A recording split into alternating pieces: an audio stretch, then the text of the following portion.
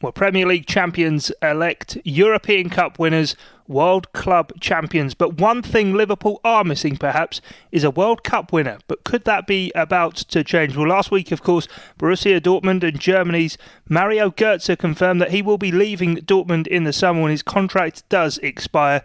So could that mean a move to Anfield? Well, alongside me to talk about that is Theo Squires. And Theo, thanks for joining me first and foremost. Happy Easter. And Mario Gotze is a man who, ever since Jurgen Klopp walked through the door, has been heavily linked with the Reds.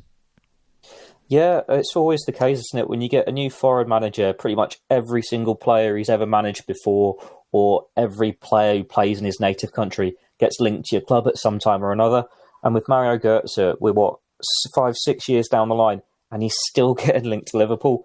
But there is a little bit of substance here, because it's very well documented just how well he gets on with Jurgen Klopp and how well the two of them think of each other. Klopp was the manager who gave him his debut at Borussia Dortmund, who got him into the first team and made him this highly rated star that everyone was waxing lyrical about when he was a teenager in his early 20s. I think Klopp said at the time when he joined Bayern Munich a few years after that he was actually heartbroken because he's got such a good bond with Gotze and he rates him so highly. Obviously, Gotze is going to be most well known for scoring that winning goal in the World Cup final. But since then, his stars started to dwindle. Bayern Munich, he perhaps didn't get the game time he would have liked when he left Dortmund.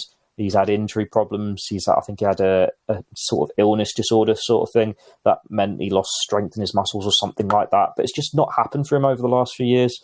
A return to Dortmund was supposed to be the rebirth for him, to give him that opportunity to reclaim his status. And while he's shown glimpses, he's just not the player people thought he'd be when he broke through under Jurgen Klopp, 5-6 years ago.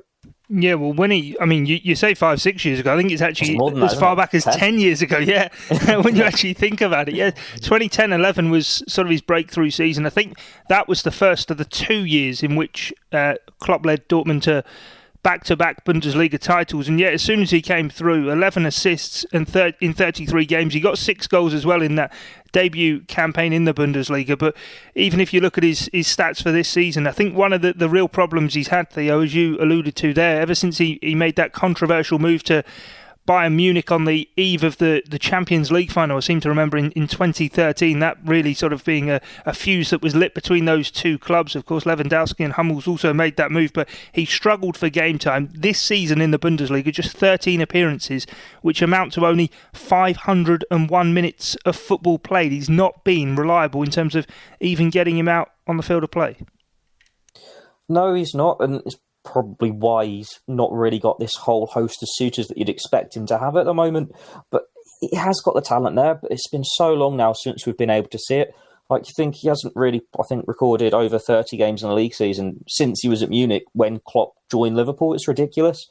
But there are glimpses where he does show his talent. I think last year he had a good goal return there. I think we thought, maybe this is the rebirth. Could he pick up this form? It's just not happened for him this year. But then you've got to remember at Dortmund, they've signed so many talented young players in the past couple of seasons. Only in January they got Haaland. You think of Thorgan Hazard. You could just list them off. They've got so many good attacking players who are going to fit into this team and are part of that club's future. Whereas Mario Gotze, when they brought him back, it was more the sentiment, wasn't it? It's the fact that bringing him back, one of their sons, hoping that he could find his form again. And they've probably known all season he's not going to be signing a new deal. They know he's not really part of their future, and it's just not really giving him the game time. He needs to go somewhere to rediscover himself, a fresh start. Could it be Liverpool? Could Klopp be the manager for him? I'm sure we'll get to that in a moment. Yeah, well, let's get straight into that now. He's 27 at the moment, turns 28 in June. He's a guy, obviously, the contract runs out. He will have turned 28 by the time he is a free agent. He's been linked with Liverpool very heavily in the past. We touched on that. Allegedly came close to signing even back in 2016 during Jurgen Klopp's first summer. You just wonder, though, at the age of now, will be 28, 6 years on from scoring that World Cup winning goal. Everyone thought that was going to be the launch pad for him, albeit his career even at that stage may be stuttering somewhat. But this is a guy who's clearly got talent, and at 28 could be a useful player to have in and around the building for Liverpool. Yeah, I actually think that on a free transfer, he wouldn't be the worst player to go for, because you look at the Liverpool squad this summer and the players that are probably going to go. the Adam Lallana is going to leave on a free transfer. We're fully expecting that. And it looks like Xherdan Shaqiri will probably get a move as well, having grown frustrated at the lack of game time, and he's had his own injury problems. Granted, Liverpool have got a lot of talented young players coming through, so you could say, well, Harvey Elliott could fill that spot, Curtis Jones. But we've always had this complaint almost that whilst Liverpool have got a very good starting 11 and they've got some good substitutes, there's still that envy when you look at Manchester City that they can have world-class player after world-class player on their bench and still not fit them all in the squad. And it's when it comes to it, Liverpool have had to put a couple of kids on there. Granted, they've got the talent, but it wouldn't be the worst idea to have a bit more experience there as well. And Gotze could provide that. Like 27, 28, he's still young. His peak should still be ahead of him, and he's got a point to prove. Like, you look at this Liverpool team now, they weren't all world beaters when Jurgen Klopp signed them. The people had their doubts about them. Like, you can go through, say, Mohamed Salah. He was a Premier League flop. Liverpool turned him into this global star. Gini Wijnaldum had been relegated with Newcastle. He spent £25 million on a midfielder you didn't think was going to be any more than a squad option. Andy Robertson was a defender who couldn't defend, who had been relegated with struggling Hull. You can just go through all of these now. Like, James Milner was desperate to play central midfield. He had a few chances under Rodgers, but it was only when Klopp came in that he's really got this respect that, oh wow, he is a really good player. Sadio Mane just taking it to another level. Roberto Firmino hasn't been a goal scorer, but he proves so much more. It's pretty much every single player in this squad, and it's working with Jurgen Klopp, and that's what Mario Gotze could bring. Because, granted, if you signed him, he's not going to go in that starting 11. Liverpool don't play with this number 10, but he's that squad option you could have, and he will be desperate to reunite with Klopp if that option is there. He will bite your hand off, and he'll be very happy to just be part of that squad, hoping that Klopp can take him back to the level that he knows he has been capable of in the past. And we've seen Klopp have that man management with players where he has taken them to new levels. There's no reason to believe why he couldn't do it with Gotze. Obviously, the lack of game time's a concern from what he's been like in the past. He's a free agent. Give him a year contract on a lot of performance-related terms. See how he does. It's a gamble, but if it pays off, brilliant. If not, you say, sorry, Mario, we tried. Welcome to leaving the next summer.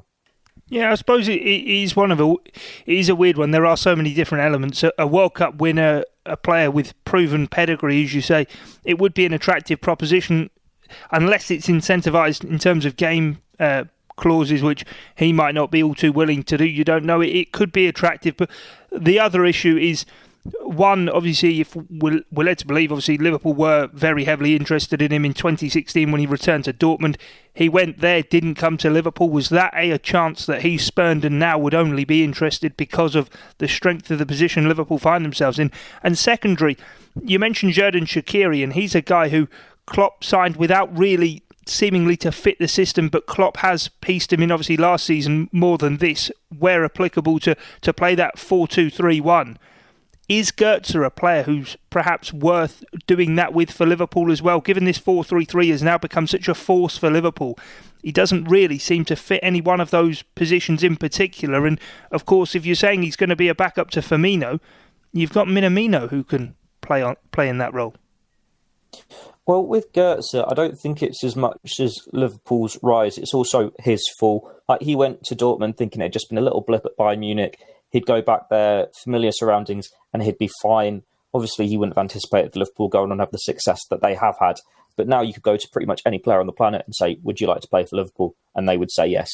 So Mario Gotze would obviously like to go for Liverpool, but it's not just a status there. He needs an opportunity. And we've seen it in the past, players who have had to go to, say, a mid-table team where they know they're going to start every week and there's not the glamour there, or they can go to a bigger team to prove themselves, and that's what Liverpool could be for Gotze. You say about the 4-3-3 formation, but Liverpool, they need to be flexible. They need these different systems. Like this season, we're seeing them grind out wins, and it's been this trend, isn't it? They're winning by the odd goal here and there. They're not going and demolishing teams 3-4-0 like we've seen in the past. And they've just been sticking to this one system. But you need to be flexible. You need these options. Mario Gotze, since going back to Dortmund, he's been more of a striker in a number 10 rather than like more deeper midfielder out wide. So he is an option there. Minamino, I think since he's come in, he's played rather centrally. But at Salzburg, he was playing out wide. So he's a versatile player there. And it's horses for courses. Different games require a different type of player.